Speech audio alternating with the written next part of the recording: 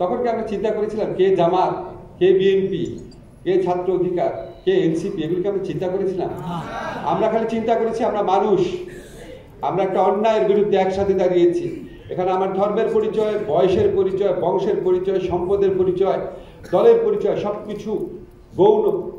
যখন আমরা এটা ভেবে আমরা প্রত্যেকে যখন নিজেরা নিজেকে মানুষ ভেবে অন্যায়ের বিরুদ্ধে দাঁড়াতে পারি এবং একই সাথে ন্যায়ের পথে দাঁড়াতে পারি, তখন কোনো বাধা আর বাধা থাকবে না। আনফর্চুনেটলি আমরা এই বন্ধনটা গণ-অভ্যুত্থানের পর দেখি নাই। মানুষকে যে কতভাবে কত রকম মিথ্যা তথ্য দিয়ে বিভাজন সৃষ্টি করা, এর সম্পর্কে অশ্রদ্ধা, প্রত্যেকে গালি দেয়। একটু আগে বন্ধু ভাই আমাকে দেখাচ্ছিল, একজন নাম বলছে আমার সম্পর্কেও গালি দিচ্ছে। এখন প্রত্যেকে গালি দেয়। আমরা কি জুলাই গণ-অভ্যুত্থানটা এই অসীম স্যাক্রিফাইসটা করেছিলাম প্রত্যেকে গালি দেওয়ার জন্য, প্রত্যেকে মিথ্যা কথা বলার জন্য, প্রত্যেকে ইনসাল্ট করার জন্য, প্রত্যেকে ঝগড়া করার জন্য? আমরা কি গণ-অভ্যুত্থানটা করেছিলাম বিভেদ করার জন্য? আমি দেখতাম গণ-অভ্যুত্থান কালে আমাদের গণ-অভ্যুত্থানে যারা নেতারা ছিল প্রত্যেকে শ্রদ্ধা করত। আপনি দেখেন খেয়াল করে এই 15 বছর আপনার ধরেন জামাত বিএনপি কোনোদিন কেউ কারোর সঙ্গে বাজে কথা বলতো? 15 বছর শেষ হলে সাথে সাথে শুরু হয়ে গেছে, যে যাকে যেভাবে পারে। এই ছাত্র শিবিরকে বাজে কথা বলতে হবে, ছাত্র দলকে বাজে কথা বলতে হবে, আক্তারদেরকে বাজে কথা বলতে হবে, নূরদেরকে বাজে কথা বলতে হবে। এটার জন্য একটু চিন্তা করে দেখেন যে আমরা সবাইকে মানুষ ভেবে একসাথে আমরা এই দানবকে সরিয়েছি। এই দানবকে সরার পরে আমরা নিজেরা কি করা শুরু করেছি? আমি পত্রপত্রিকায় পড়ি, জামাত বলে, বিএনপি বলে, এনসিপি বলে যে 11 পদধ্বনি শুনছি। একই সাথে এই কথা বলে, আবার একই সাথে নিজেদেরকে গালি দেয়, নিজেদের সাথে ঝগড়া করে। তো আমাদের মনে হয় জুলাইকে আমাদের মনে চিরস্থায়ী করে রাখতে হবে। জুলাই থেকে কি পেলাম না, জুলাইকে কি দিলাম সেটা চিন্তা করতে হবে।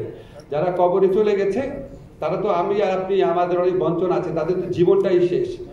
যে ছেলে অন্ধ হয়ে গেছে সে পৃথিবীর আলোই আর কখনো দেখবে না। আমাদের অনেক বঞ্চনা থাকবে, অনেকভাবে আমরা অনেক কিছু রাষ্ট্রের কাছে চাইতে পারি, কিন্তু আমাদের প্রধান দায়িত্ব হচ্ছে যারা জুলাইয়ে শহীদ হয়েছে, যারা পার্মানেন্টলি অঙ্গহানি হয়েছে, তাদের প্রতি আমাদের দায়িত্ব যেন আমরা কখনো ভুলে না যাই। আপনারা যে দাবিগুলো করেছেন, আপনাদের কথা শুনে আমার প্রথম যেটা মনে হয়েছে সেটা হচ্ছে আপনাদের যে সাফারিংস, আপনাদের যে অভিজ্ঞতা, এটা ডকুমেন্টেশন প্রয়োজন। এটা আপনারা যদি খুব অনেকভাবে ডকুমেন্টেশন করা যায়, ওরাল হিস্ট্রি করা যায়, বই করা যায়, স্মৃতিচারণমূলক অডিও করা যায়, ভিডিও করা যায়, এটা থাকা দরকার আমাদের ইতিহাসে।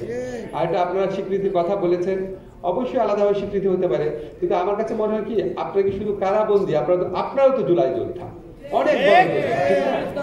আমরা তো সবাই, এই যে মঞ্জু ভাই একটা কথা বলেছে যে আওয়ামী লীগ বাদে আমরা সবাই তো জুলাই যোদ্ধা ছিলাম, সবাই ছিলাম। কতগুলো তালিকা করব আমরা? আর তালিকাবাজি, তালিকার পলিটিক্স তো আওয়ামী লীগ করে গেছে। আমরা বরং তালিকার থেকে বাইরে থাকি। আমরা যদি আপনারা চান, যদি আপনারা সত্যি মনে করেন যে তালিকা করা দরকার, আমরা বড় জোর একটা আমাদের যে জুলাই জাদুঘর হবে সেখানে অ্যাটলিস্ট আমরা একটা ডকুমেন্টেশন রাখতে পারি। জুলাই এই ডকুমেন্টেশন যদি আমরা রাখি, অন্তত আমাদের একটা স্মৃতি থাকলো, আমাদের মনে থাকলো।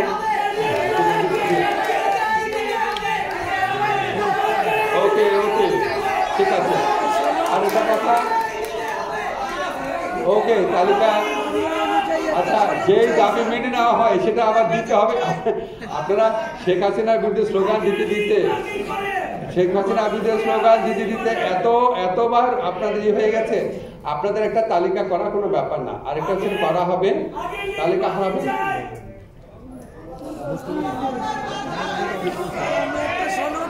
আচ্ছা আরেকটা কথা আপনারা বলেছেন,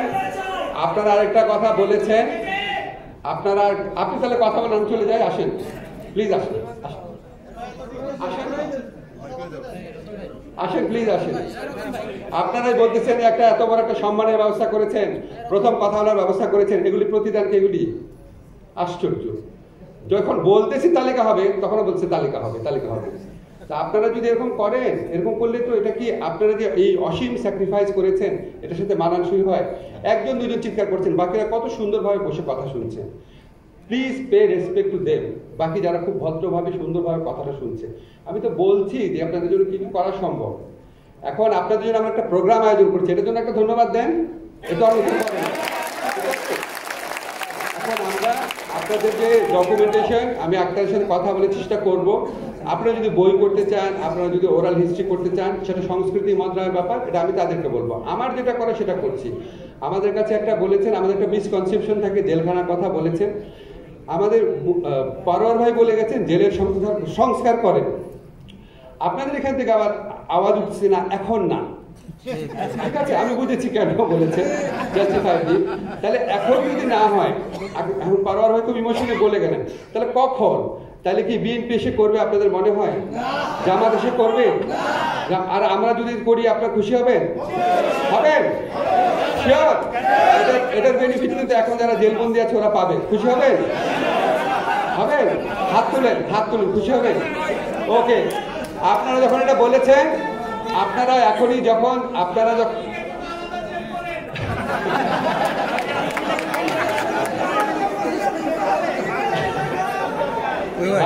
আওয়ামী লীগের জন্য আলাদা জেল করার বিধান করা যাবে না। আপনাদেরকে একটু বলে যায়, আমরা কারাবিধির যে সংস্কার প্রয়োজন সেটা করে ইমপ্লিমেন্টেশনের টাইম তো আমরা পাবো না। আমরা কারাবিধির যে সংস্কার প্রয়োজন সেটা সম্পর্কে আমরা কাজ করে যাব।